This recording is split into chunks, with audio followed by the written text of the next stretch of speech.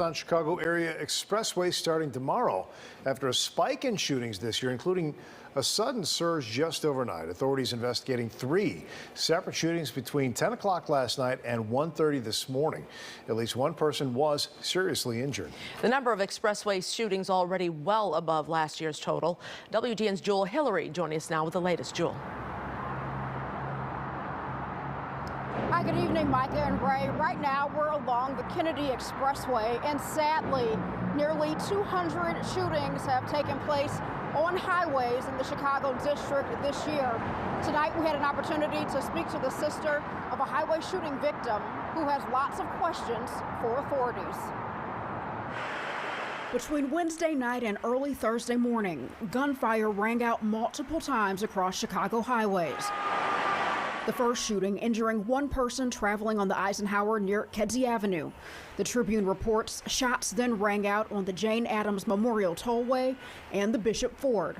Tonight, WGN talked to Alma Hill, who lost her sister Tamara Clayton to a shooting on I-57 in 2019. Hill has several questions for authorities investigating the epidemic of expressway violence. I know that some of these people are doing it, they're repeat offenders. And I want to know, do they know their names? Do you know the areas that they come from? How do you know how to tackle them? Because if you don't have a good profile of who these individuals are, how can they effectively fight the situation? In an effort to prevent highway violence, Illinois State Police plan to double up on patrols on highways starting Friday.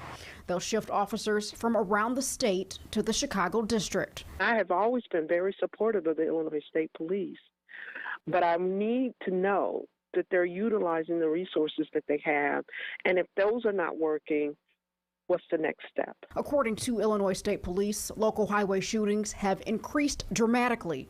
In 2020, there were 128 reported expressway shootings. As of today, there have been 185 shootings compared to 83 at this time last year in the Chicago district. The Tamara Clayton Camera Expressway Act, signed in 2019, allocated more than $12.5 million to install high-definition cameras along Cook County expressways. Hill, who says her sister's shooter remains at large, says she wants to know where the cameras are located. She also wants authorities to share what they can on the camera's effectiveness. Are they having good surveillance on what the cameras are really producing? Do they have people who are monitoring the recordings of the individual? Again, that increase in patrols is expected to begin tomorrow on Friday. They'll work in the evening through the overnight hours. For now, reporting live in the Fulton River District, I'm Jewel Hillary, WGN News. Thank you, Jewel.